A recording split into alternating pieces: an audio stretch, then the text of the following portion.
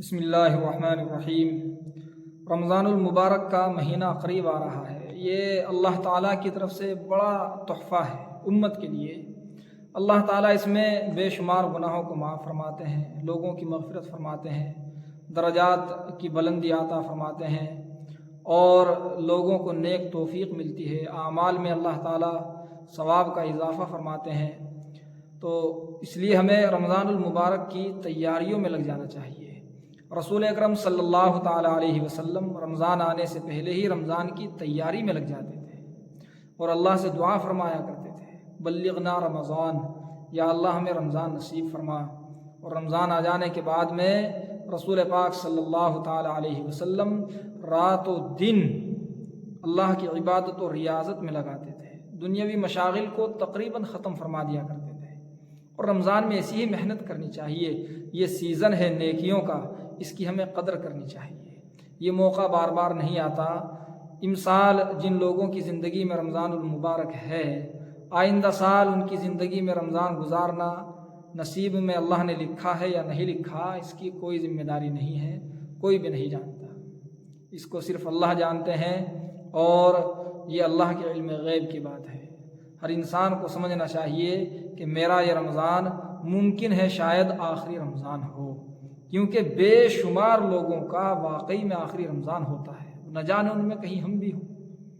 تو اس لیے ہمیں رمضان میں بہت محنت اٹھانی چاہیے، بہت مشقتوں کا سامنا کرنا چاہیے، اللہ تعالیٰ کو زیادہ سے زیادہ راضی کرنا چاہیے۔ رسول اکرم صلی اللہ تعالیٰ علیہ وسلم اس آدمی کے لیے بددعا فرماتے ہیں کہ جو رمضان المبارک کا مہینہ پائے اور اللہ تعالیٰ کو راضی نہ کرے، اور اس کے لیے ہلاکت اور بربادی ہے۔ اس ہلاکت و بربادی کی دعا پر آپ صلی اللہ تعالیٰ علیہ وسلم آمین کہتے ہیں، اور حضرت جبرائیل امین علیہ السلام یہ بددعا دیتے ہیں۔ بددعا دینے والے حضرت جبرائیل امین علیہ السلام ہیں کہ جو آدمی رمضان کا مہینہ پائے اور اللہ کو راضی نہ کرے، اس آدمی ہلاک اور برباد ہو جائے۔ اور رسول پاک صلی اللہ علیہ وسلم ان کی اس بددعا پر آمین کہتے ہیں۔ یہ ہمارے لیے بڑی غور کا مقام ہے، بہت زیادہ۔ چنانچہ جو مسلمان نوجوان رمضان المبارک کا مہینہ غفلتوں میں گزارتے ہیں، کوتاہیوں میں گزارتے ہیں، ان کو ہوشیار ہو جانا چاہیے۔ ہر سال نہ جانے کتنے لاکھوں نوجوان اس دنیا سے رخصت ہو جاتے ہیں، یہ ایک حقیقت اور سچائی ہے۔ اور کسی کو پہلے سے علم نہیں ہوتا، سب کا خیال یہی ہوتا ہے کہ میں زندہ ہوں اور زندہ رہ رہا ہوں، زندہ ہی رہتا رہوں گا۔ مگر جب وقت آتا ہے تو انسان کو فوراً رخصت ہو جانا پڑتا ہے۔ اب اس کا دامن اگر نیکیوں سے خالی ہو تو اللہ تعالیٰ ہی رحم فرمائے، ورنہ تو اللہ نے سزاؤں کے اعلانات کیے ہیں، رسول اکرم صلی اللہ علیہ وسلم نے وعیدیں سنائی ہیں، وہ خامخواہ اور بلا وجہ نہیں ہیں۔ اس لیے ہمیں فی الحال تو رمضان کی تیاری میں لگنا چاہیے۔ جو لوگ قرآن کریم سننے سنانے والے ہیں وہ الحمدللہ تیاریوں میں لگ جاتے ہیں، قرآن کریم کو یاد کرتے ہیں، یہ رمضان کی تیاری ہی ہے۔ اور جو لوگ قرآن کریم سنتے سناتے نہیں ہیں اور وہ دوسرے اعتبار سے رمضان المبارک کی تیاریوں میں لگے ہیں، اپنی صحت کا خیال کریں، ہر ایسے مرض سے بچنے کا پورا دھیان رکھیں کہ جو رمضان المبارک میں ہمارے لیے پریشانی کا سبب بن سکتا ہو۔ ویسے تو اللہ تعالیٰ رمضان میں خود ہمت عطا فرماتے ہیں، انسان کو حوصلہ مل جاتا ہے، مگر پھر بھی اپنی طرف سے انسان کسی کوتاہی کا شکار ہرگز نہ ہو، کیونکہ یہ انسان ہے، انسان ایک کمزور چیز ہے۔ یہ جب بیماریوں کی زد میں آتا ہے تو اس کی ہمت ٹوٹ جاتی ہے۔ اس لیے ہمیں چاہیے کہ ہم پہلے سے ہی صحت کا بھی خیال رکھیں اور اپنے ارد گرد جو چیزیں ایسی ہیں جن کی بنا پر ہم رمضان میں متاثر ہو سکتے ہوں، ان کا بھی احتیاط کریں۔ زیادہ سے زیادہ وقت رمضان المبارک میں اللہ کو راضی کرنے کے لیے گزاریں۔ دکان پر بیٹھ کر بھی اللہ کے کلام کو پڑھتے رہیں، مسلسل اس کا دھیان رکھیں۔ آپ دکان بھی کھولیے، آپ تجارت بھی کیجئے اور اللہ کے کلام کو بھی پڑھتے رہیے۔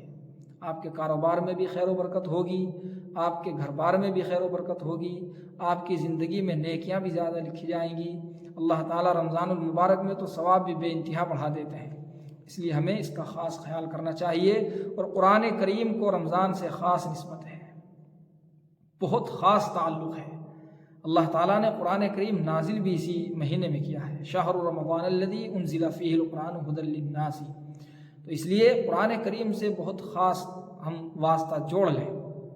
جو لوگ قرآن پاک کے حافظ نہیں ہیں وہ بھی قرآن کریم کو زیادہ سے زیادہ پڑھیں، جو صورتیں یاد ہیں ان کو ہی بار بار دہراتے رہیں۔ قرآن کریم ایسی کتاب ہے کہ اس کو بار بار دہرانے سے ثواب میں کمی واقع نہیں ہوتی ہے، جتنی بار بھی آپ پڑھیں گے ہر بار آپ کو ثواب ملے گا اور وہ بڑھتا ہی چلا جائے گا۔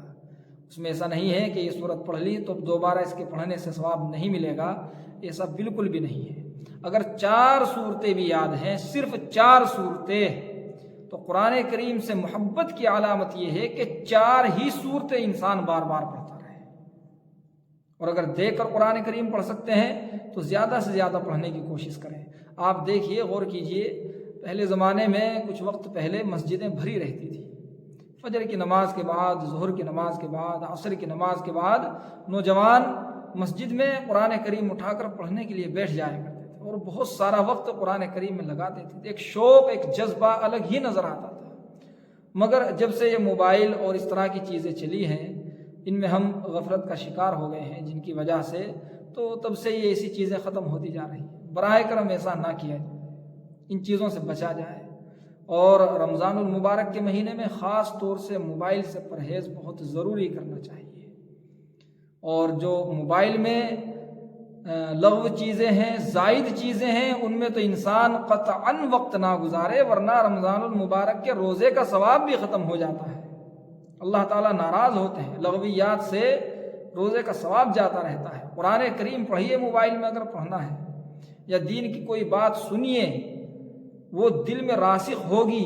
انسان رمضان میں گناہوں سے بچتا ہے، دل کی صفائی ہوتی رہتی ہے اور دل پر اس کا اثر ہوتا ہے، فائدہ ہوتا ہے اس سے زیادہ۔ تو اس لیے دین کی باتیں سنیں، یا قرآن کریم پڑھیں، یا کوئی اور کتاب پڑھیں، اس کا مطالعہ کریں۔ زائد چیزیں، بیکار کی چیزیں، یہ انسان کے اسلام کو نقصان پہنچاتی ہیں، انسان کا دین خراب ہوتا ہے۔ اس طرح کے کام کرنا، جیسے گیم کھیلنا، یا کوئی ویڈیو وغیرہ دیکھنا، یا کوئی ڈرامہ دیکھنا، یا ناچ گانے، یہ سب چیزیں، ان میں سے کچھ چیزیں تو حرام ہیں۔ رمضان المبارک میں تو حرمت اور زیادہ بڑھ جاتی ہے، کیونکہ ہم اللہ کے سامنے یہ عذر بھی نہیں کر سکتے ہیں کہ شیطان نے بہکا دیا تھا۔ وجہ اس کی یہ ہے کہ اللہ تعالیٰ رمضان المبارک میں شیطان کو تو قید کر دیتے ہیں۔ تو اس لیے ہمیں بہت خاص خیال کرنا چاہیے، اس مہینے کو